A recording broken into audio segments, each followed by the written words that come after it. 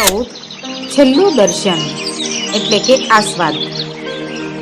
ગુજરાતી ભાષા સાહિત્યના સંશોધક અને વિવેચક શ્રી જયંતભાઈ સુખલાલ કોઠારીનો જન્મ રાજકોટ એટલે કે સૌરાષ્ટ્રમાં થયો હતો.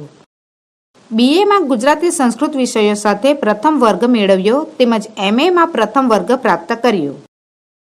અમદાવાદની ગુજરાત લો સોસાયટીની કોલેજમાં ગુજરાતીના અધ્યાપક તરીકે કાર્યશીલ રહ્યા. ભારતીય કાવ્ય સિદ્ધાંત અને પ્લેટો, એરિસ્ટોટલની કાવ્ય વિચારણા, ઉપક્રમ, અનુક્રમ એ એમના સ્વાધ્યાય તેમજ તાત્વિક, ચિકિત્સક દ્રષ્ટિના દ્યોતક પ્રકાશનો છે. ઉત્તમ ભાવકની સહૃદયતા તેમજ નિર્ભીક તત્વદર્શન વિવેચનનું વિવેચનમાં જોવા મળે છે.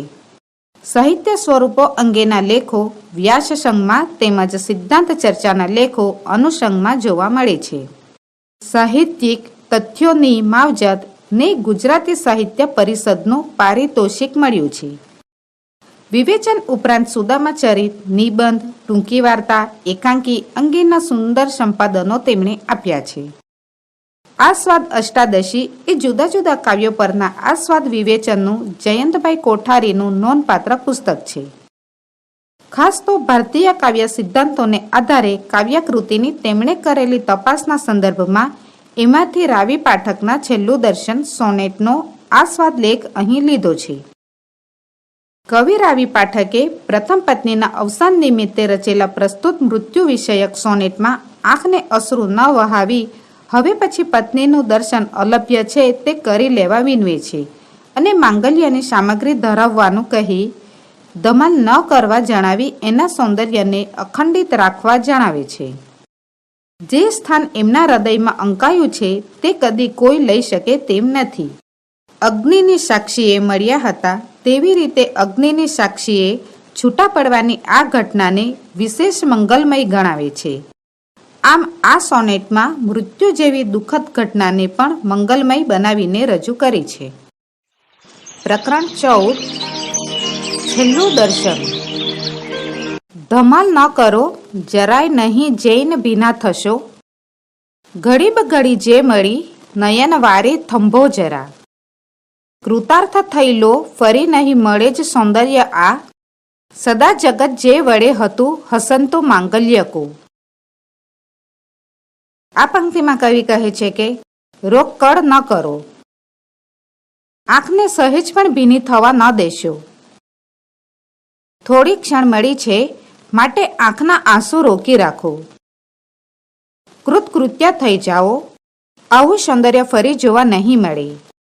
આખું જગત હંમેશા જે સૌંદર્યથી આનંદિત થતું હતું તે કોઈ મંગલકારી છે. ધમાલ ન કરો, ધરો બધી સમૃદ્ધિ માંગલ્યની. ધરો અગરું દીપ ચંદન ગુલાલ ને કે કુમકુમ. ધરો કુસુમ શ્રીફલો ન ફરી જીવને આ થવો. સુયોગ અણમોલ સુંદર સુહાગી માંગલ્યનો. આ પંક્તિમાં કવિ કહે છે કે રોકકળ ન કરો. માંગલ્યની જે કાંઈ સામગ્રી છે તે બધી તેને અર્પણ કરો. અગરબત્તી, દીપ, ચંદન, ગુલાલ અને કંકુ તેની પાસે મૂકો. ફૂલ તથા શ્રીફળ પણ મૂકો.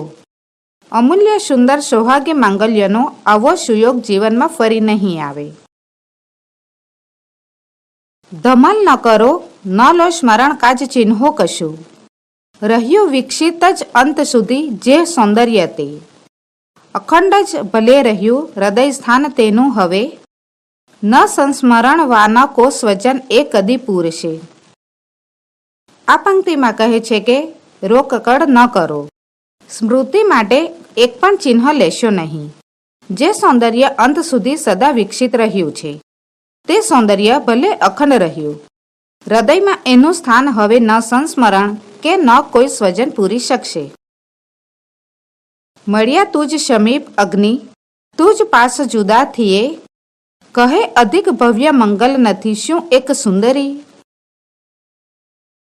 આ પંક્તિમાં કવિ કહે છે કે અગ્નિ, તારી સાક્ષીએ અમારું મિલન થયું અને તારી પાસે જ અમે જુદા થઈએ છીએ. કહે સુંદરી શું આ અધિક ભવ્ય મંગલ નથી.